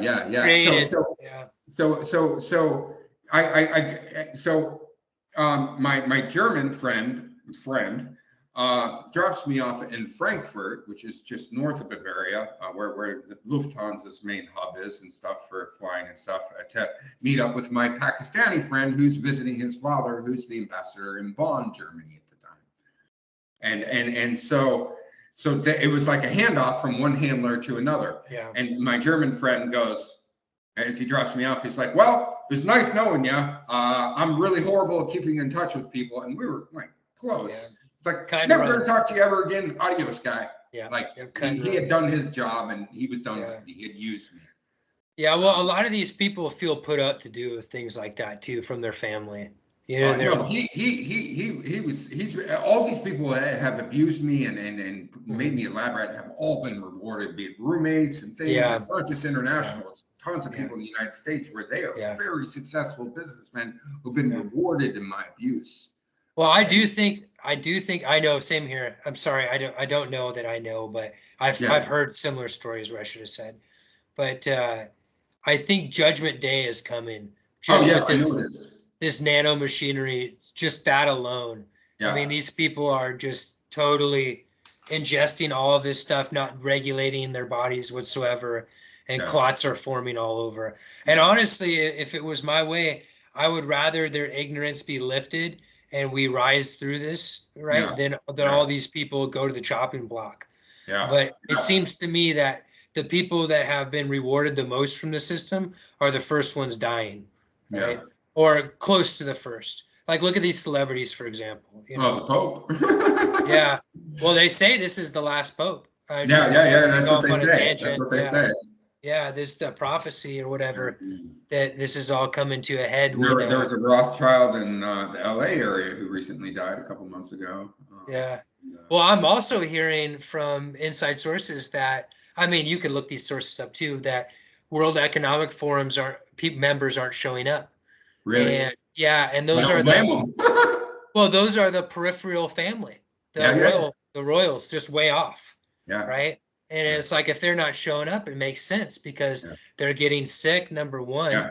Number two, they know this depopulation is happening. Yeah. You know, like who's got you can talk about it, but when it comes time to kill your less fortunate Right. friends, you're Right. going to have a serious moral quandary. I would hope so. You would Yeah. hope. Yeah. Well, that's what's going on. And I know these security apparatus people are going to break soon too. And that's why I believe Trump is, well, I think he's a deep stater for Oh, a he's lot of definitely a reasons. deep stater. Yeah, yeah, I know. A He's lot of New people don't. Age all the way. Yeah, I know a lot of people don't want to live in that reality. They want to have hope. Whatever, time will tell for sure. But we already had 4 years. Either way. Right. Anyways, I think that's why he's taken out the CIA and USAID, which is good. That's a good thing. Those things need to go. Yeah. But he's taking them out because these agents, these field and non-field people, contractors, are starting to realize what's going on. Yeah. And it's hurting their families. yeah, of course, it's coming for everybody. It's 13. They're aiming for 13 out of 14 people. Right. It's how the cookie crumbles. Right. And if that's the case, then they got to get these people out of federal positions. Right. They got to get these people outside, and they got to bring in all these Venezuelans, Chinese, Israelis to run it. And that's exactly what we see happening. Right. Right. And I brought this up earlier, but that's what Operation Fox Hunt is really about. They talk about these Chinese secret police stations going after Chinese nationals for the CCP's goals. That's not what's going on. That's the cover story. Huh. What's really going on is they're replacing the human trafficking networks, and they're also running parallel neural weapons to go after these people. Makes total sense. I did not think of that angle, but that makes total sense. They have to. They have to cannibalize their project. I know, and that's what I've been screaming. It's like everybody who's been paid to harass me and torture me, you guys are idiots because you're useful idiots. Yourself and your children in the foot. There is literally so there's literally a doctrine. All right, the guy, one of the main authors of it, I forget his name right now. I got his video. Sarah Westall did an interview. I edited it. It's on my channel. It's called Fifth Generation Asymmetrical Hybrid Warfare. One of the clear, which basically is total war. It's total war with one rule: plausible deniability. Right. That's the easiest way to think about it. But one of the biggest doctrines of fifth gen warfare, which is the warfare that's being rolled out right now, is useful idiots. Using useful idiots until the moment you can't anymore. Right. Taking the science of taking it as far as you can. Right. And that's what we're seeing happening. So literally, we, as targeted with these neural weapons, we are literally on the edge of this. We're on the front lines. We are. Yeah. There is no one deployed more forward in this war than us. Right. And we are getting it from everyone. Right. And it's funny because everyone is depending on us. And they just don't know it. They don't know it, and they're abusing us, but they're depending on it. It's just like it's such a psyop. Now check this out. This is the whole reason, one of the biggest reasons I started the channel, besides to protect myself and my family. The more targeted people survive this time going forward through this ongoing depopulation, the better tips we have at saving more regular people. Right. It's as simple as that. Right. When we save ourselves, we have the propensity to save many, many other people. Well, and they have targeted certain people because they have been the biggest threats at first. You know, they took out the people that they felt were biggest threats to their brands. By their own paperwork, the people that have the largest demographic of Havana syndrome, which is a total understatement, right? Of what's going on. But because you're like just what you were talking about alone with the parasites, that's a huge part of the things weaponized against you. But the main demographic is DoD officials. right? So there is a huge group of DOD officials that are waiting for the government to save them, right? They're not reaching out into the people like us that are surviving this without support, right? You know, or whatever. But they're not reaching out to us. They've been told under state secrets stuff. I don't know all the laws or whatever, to keep your mouth shut and we'll get around to helping you. They're not going to get help. They're not going to get around. Yeah, no. The whole thing is depopulating them. Yeah. That's the whole thing, taking them out so they can be replaced through these Operation Fox Hunt, Israelis, Venezuelans. That's why the border's been open up till now. Right? So now the border doesn't need to be open anymore because the majority of them have come in through the Mexican mafia.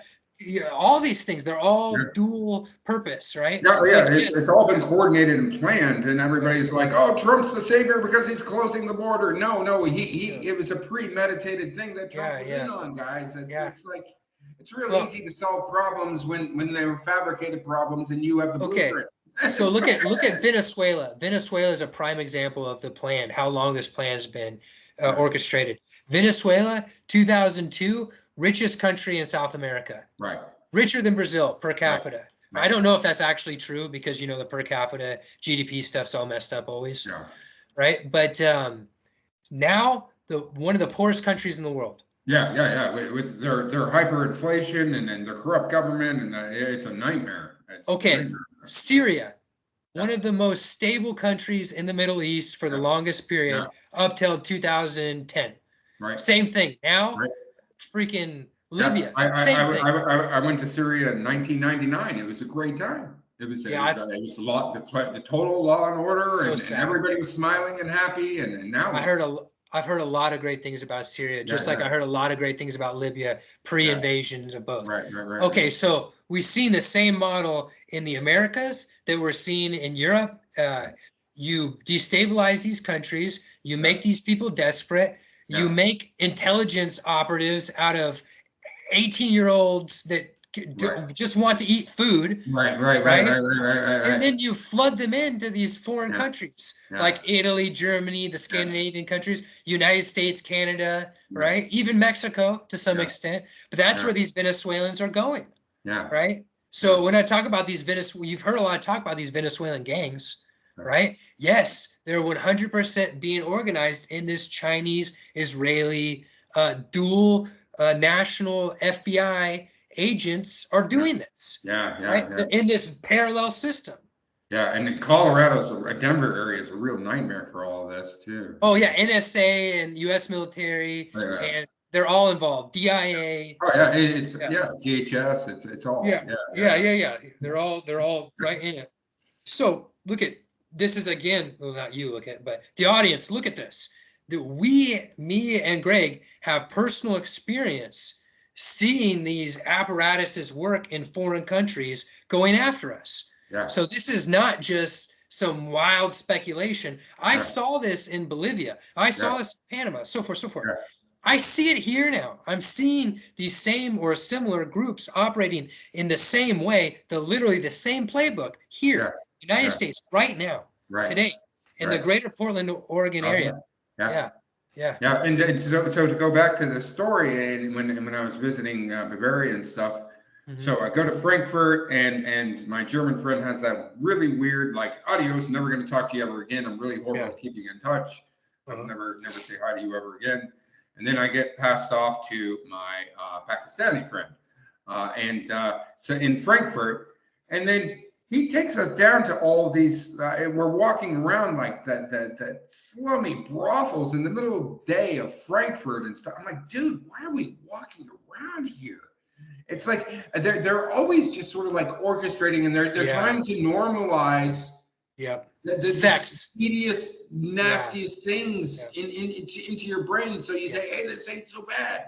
And it's like we walk around, and he's like, he would see somebody, he's like act like he was going to go, but never went. But it was just like normalizing me to all this. And this wasn't the first time. When I traveled with him in 1992, I got back to the United States after I graduated high school. I came back with mono, strep, bronchitis, all this other stuff where I was intentionally made sick, and either in Budapest or Berlin. And by the time I got back to the United States, and I was just in Houston, I was just so sick. And my dad, Mr. New World Order, CIA, Standard Oil guy, and Rockefeller's bitch, he takes me on a walk in where I was staying with him in Houston at this temporary apartment. Because, anyways, and he has this conversation with me. My dad, he's not my dad, so he's like, you got really sick. You're really sick. Did you have unprotected sex with a prostitute while you were in Europe? And I was 18 years old at the time. I'm like, Dad, like, what are you talking about? And this was the beginning of my adult narrative and how they've been trying to frame me as this derelict of society, this horrible, like, drug-seeking, like, hooker-seeking guy that's like been shoved down my throat. But it all relates back to, well, the Pakistani elite, the German elite, the Nazi elite, like these families of the Alpine region. There's something really significant about that area. They go. Well, we could talk about that, but they go out into the world and colonize it, right? Like we were talking about earlier.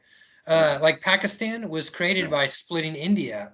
That was created by the British. The British at the time were the head of the crown, right? Might still be, I don't know. The crown is the family, right? Right. But the reason those Alpine families are so powerful is because of the Roman Catholicism. Yeah, absolutely. Yeah, I mean, it's obvious when you think about it. Yeah. But we don't really have, this is kept from us. It's like mental blocks. Yeah. And that's why I tied it back into the whole Kinderheim thing in Switzerland when I was a baby. They did rituals on me and having a Nazi doctor signed when I was a baby, and he's just always super sick all my life. And okay, so I don't know particularly. I wouldn't know because I wasn't around back then, like in your life or whatever. But on average, when I hear that, there is a sexual trauma inside there somewhere. The reason they do that is to compartmentalize personality. Right. Exactly. I myself was suffering that I didn't just realized when I was in Nicaragua 3 years ago that it happened to me. Yeah. You know what I mean? Yeah. So I spent my whole life thinking all these crazy things about myself that weren't true. Yeah. And now it's like that was just installed trauma for sexual things that happened to me when I was very young.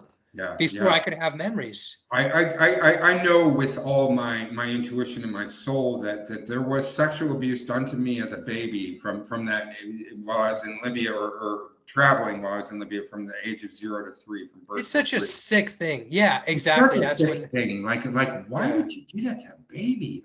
Like hey, I know now why, but like you have to be this is what makes them evil person to do it. This is what makes them royals.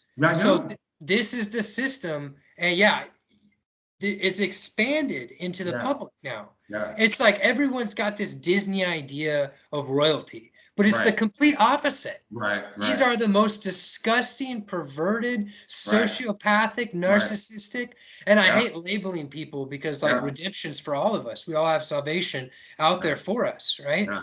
But just generally speaking, without naming particular names, this is the umbrella that they operate under, right?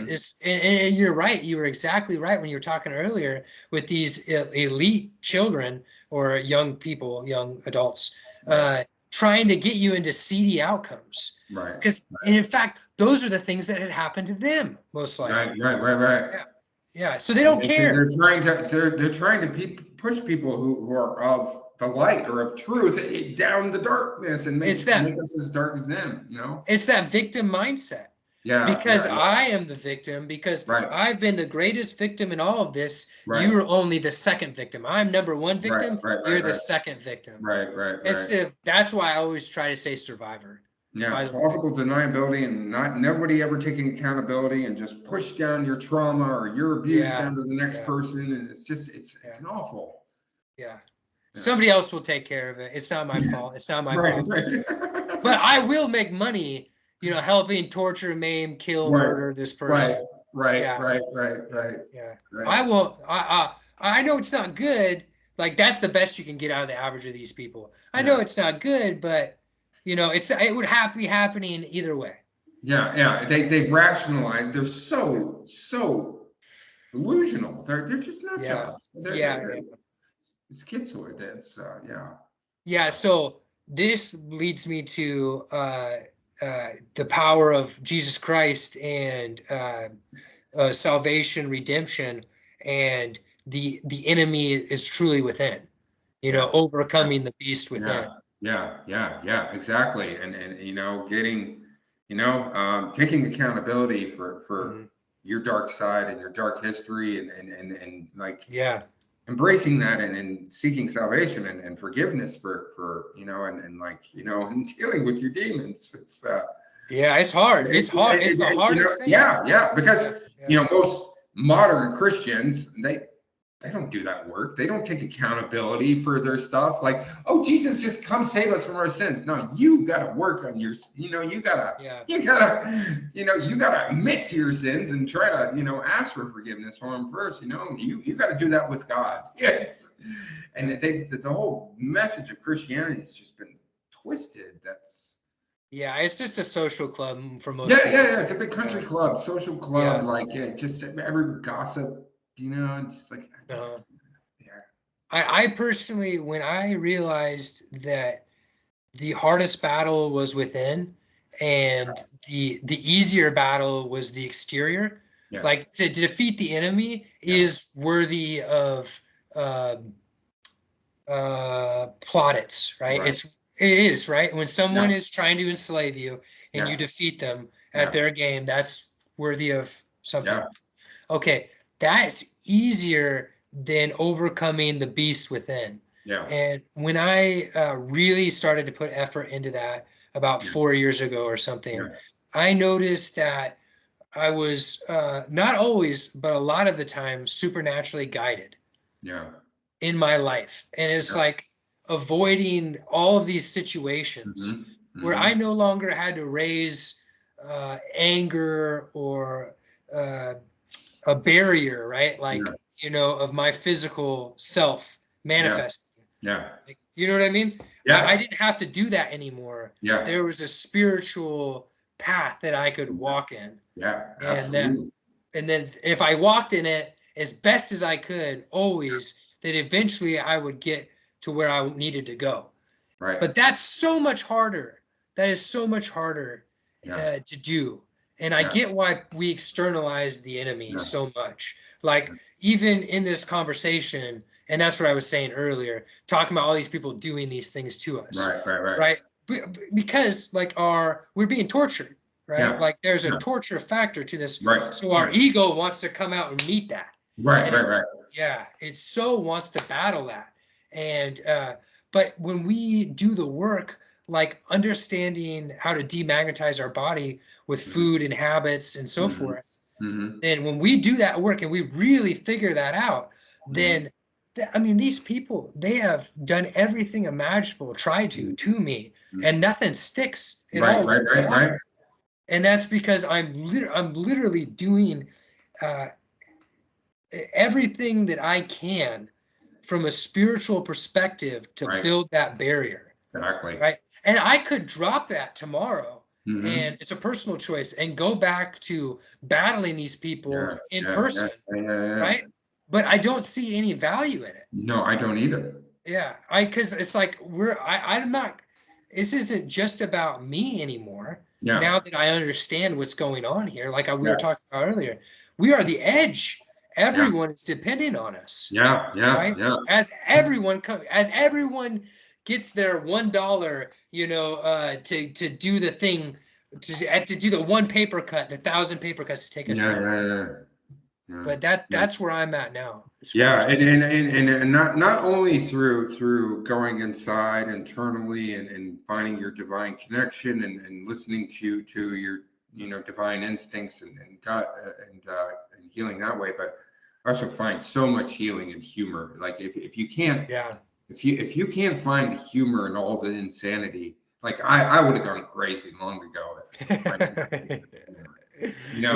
I would have lost it. Because you spend so much time angry.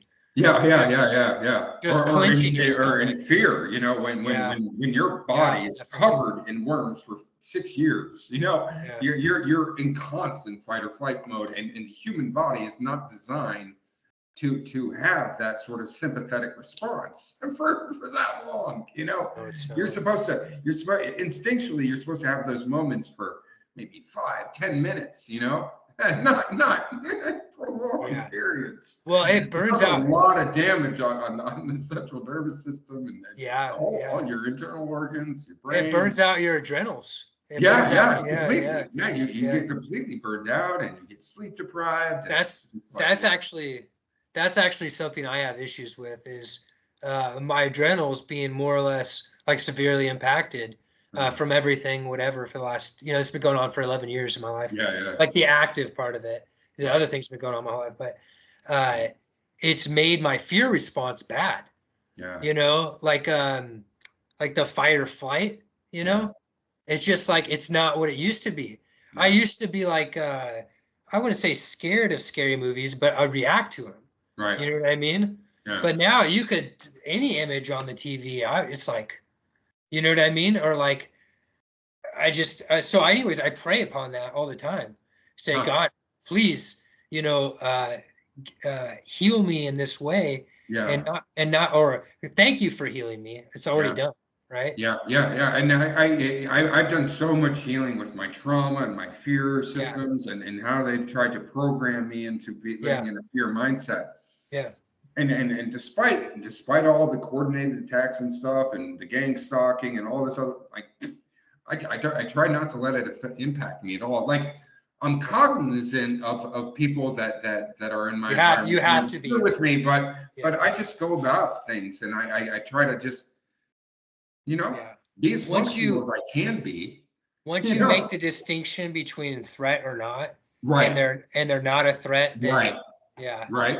yeah, Yeah. Exactly, yeah. exactly. It And can it's be like, very I difficult. love when people are trying to harass me in, like, the grocery store, the supermarket, or something, and they're really obvious about it. I'll start tailing them to make them uncomfortable. Yeah, It's just like, yeah, and they start freaking out. They're just like, they get noticeably nervous once they realize that they're spotted. yeah, It's, yeah. I a long well, it's been a long time now, but the regular citizenry, they yeah, really have to do something special to get me going at this point. yeah, exactly. Yeah, they really have to do something just wild. Exactly. And it happens Like, occasionally. I can be covered in parasites while I'm on the public bus and stuff, and I'm just keeping a cool demeanor, Yeah. and I'll have, like, gloves on or something, just like, like, not drawing any attention to it, that's Okay. like. That's a good segue for your sake, just because you've been talking about Can parasites in I your life. use the restroom real quick? So Dr. Robert Young, he's actually targeted himself too, but he has created a wonderful resource for the world, but particularly people that are being impacted like us. Uh, drrobertyoung.com. It'll explain a theory to you. And if you go through his videos and watch some of his lectures, really old ones like 8 years, 10 years ago, Mhm. it teaches the most amazing thing. And it goes perfectly into what I was talking about this electrical balance and parasites. Mhm. But for your parasitosis, I know you already know alkalinity because you were talking about it, Mhm. but or you were acknowledging it in a thoughtful way. But there is a fluid inside of our body that traps toxicity that allows these acidic conditions or magnetic conditions. It's the interstitial fluid. And basically what that means is that around every cell, there is water. And when you're in balance, the first layer of that water holds a negative charge. And that negative charge holds the structure of the cell. And then along the outside of that is called bulk water. And that bulk water is minerally deficient or full of toxins. right? So around every cell, this exists, around every cell membrane, this layer, your cell membrane, the negatively charged water, and then the bulk water. Over time, this bulk water, it basically clumps in our body. This becomes what people call water weight. You've heard this before when people fast or they go on diets, like keto or something like a ketosis, they lose 10 pounds instantly over like 4 days. What's happening is that interstitial fluid is draining. If you can learn how to facilitate your interstitial fluid draining, you will do more for yourself than it'll just you'll break through on the parasitosis. And even if they topically impact you, they will not stay there topically for long, especially if you combine that with shaving. Now, reason I talk about shaving is because you can literally, if you shave without using soap and you don't get the razors with the lubriderm strip, that's so bad for your skin. You can take them off if you need. But you will shave the biofilm off. And the biofilm is like plaque on your teeth. It's the same thing. Yeah, I know you know because you've been dealing with this so long.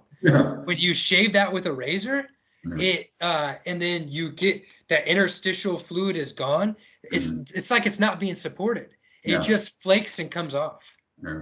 So even if you're being reinfected over and over and over, and I have been for a long stretch of my life now, that through this draining of the interstitial fluids and the shaving of the skin, the breaking down of the bioplaque, that's the only reason we're shaving the skin. Well, that and the hair, the pores. Oh, and also soaking in Epsom salt baths with baking soda and borax are fantastic as well. And, yes, 100%, and that helps.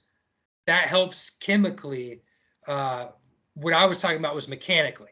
And the reason I like the mechanical solution personally, to each their own, is because it can be facilitated anywhere and everywhere all the time. A lot of the times the borax and the Epsom will have extra crap in it.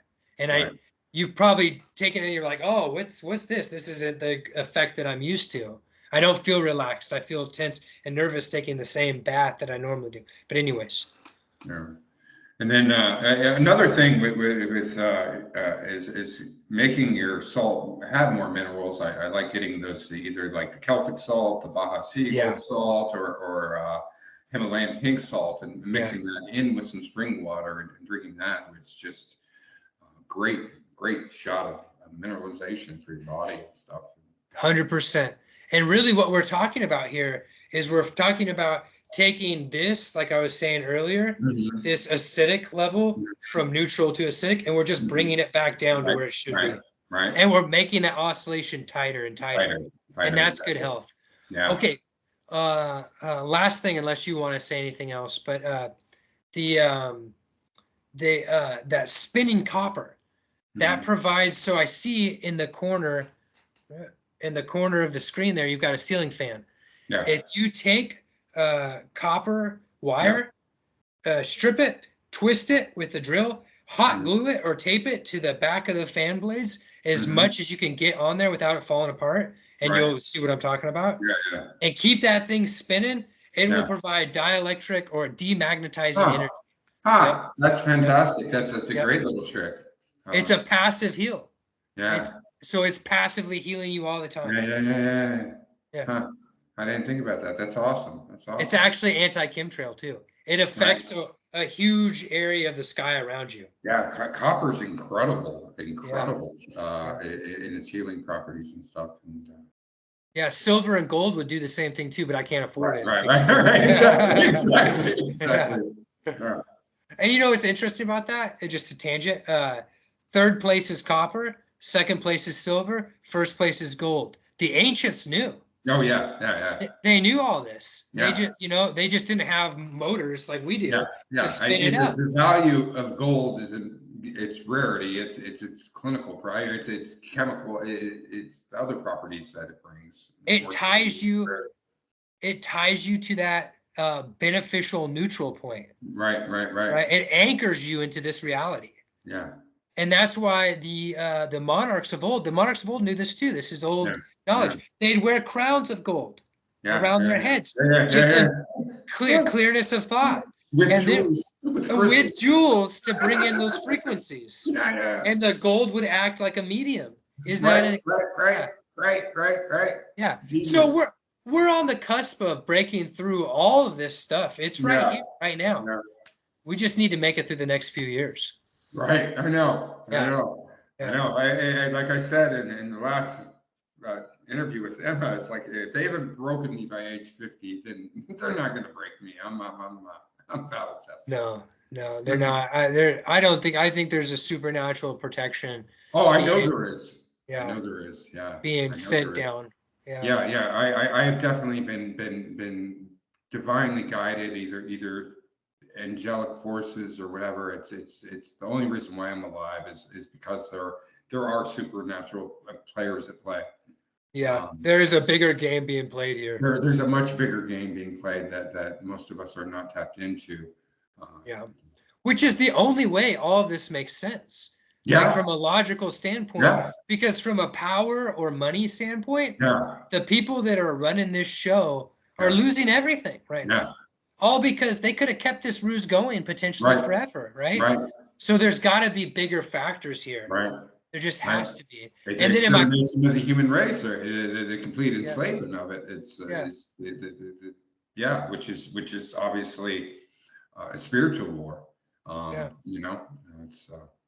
Well, and I do think that there's something to be said about tribulations happening, and I don't know what it is to be said. I'm not gonna, I could guess, but it would just be a guess. Yeah. I had was it December of 23? I was in October of 23. My apartment was broken into twice, looted, ransacked, and just destroyed. And I ended up canceling my lease, and for a long time I was living in motels and hotels and stuff. And I was in this hotel in Albuquerque, and I had at this point, I did not know how to protect myself. And I was under extreme duress all night, didn't sleep a wink. And I was waiting for the sun to come up, because sunlight is one of the best healers and one of the best protectors. And so the sun finally comes up, and I go running outside. But I'm just getting massively attacked. I'm on death's doorstep. I'm barely putting it together. I have one worm violently going up one nostril, another going up the other nostril, and I just got hit. I was like, "Holy crap! This is the serpent. This is a spiritual attack. This is from the book of Genesis. This is what the serpent represents, the evil of it, and that parasites." Helmness, parasitic worms, are the foot soldiers of Satan. And I was just like, whoa. Well, there is a lot of that's what brought me back to my spirituality and just like and going. And then I reversed engineered the whole Adam and Eve, Garden of Eden story from that. And I was just like, wow. And it was just like this profound revelation. I think that's why evil is allowed in our lives, right? Is to bring us back. Yeah, right? Because absolutely, it's the concept of duality, and without darkness, there can't be light. I personally myself if I hadn't, the first thing I did was recognize what the enemy was doing before I came back to God. I believed in God at the time, but I didn't really have that connection. It was that turning point, that point right there, when I was like, wow. So I'm on the front lines of a spiritual war. There's a lot of theory, by the way, that demons are parasites and parasites are demons. Oh yeah, absolutely. That was just all I don't want to say a mistranslation, but a lot of it was mistranslated from not all of it, but from Greek. You should. I did a whole YouTube under the handle Subjectively Observed on my humble interpretation of the Garden of Eden. You should check it out. Okay. It's pretty interesting. I'll check out your YouTube channel. I wasn't familiar with it, so I'll do that. Was there anything else did you want to say? for the No, listeners? there were more international attacks, but I think we've covered enough to kind of get the gist of it, Yeah. Well, maybe let's talk again.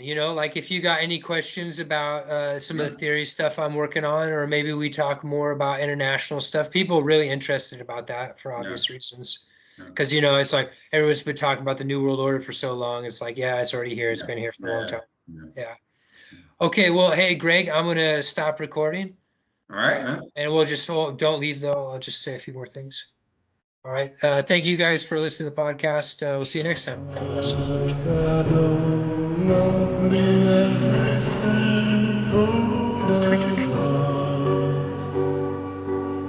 Tweet, tweet, tweet, tweet, tweet.